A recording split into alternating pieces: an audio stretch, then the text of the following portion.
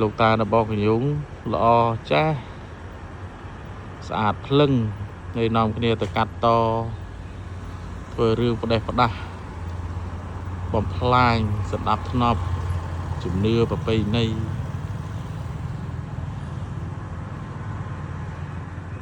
ម្ចាស់ទឹកម្ចាស់ដីលោកតានឹងហើយ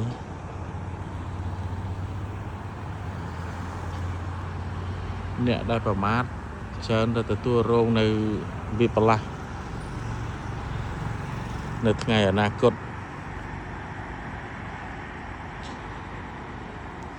មើលបងប្អូនមើលល្អនៅល្អស្អាតចេះហើយចេះតំណគ្នាធ្វើអញ្ចឹងហើយផ្អើលកក្រឹកកក្រែងរូបភាពដែលយើងឃើញនោះបងប្អូនខ្ញុំមិនហ៊ាននិយាយទេពលលោកតាស័ក្តិសិទ្ធិមិនមែនធម្មតាទេដល់ពេលដល់វេលាក្រឹបឡើយមិនយកបារមីលោកតាមកលេងសើចបានទេ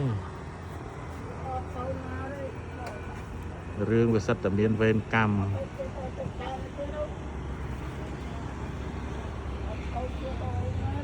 ចាស់ទឹកម្ចាស់ដីលោកឪពុកអ្នកម្ដាយបងប្អូនជនរួមជាតិ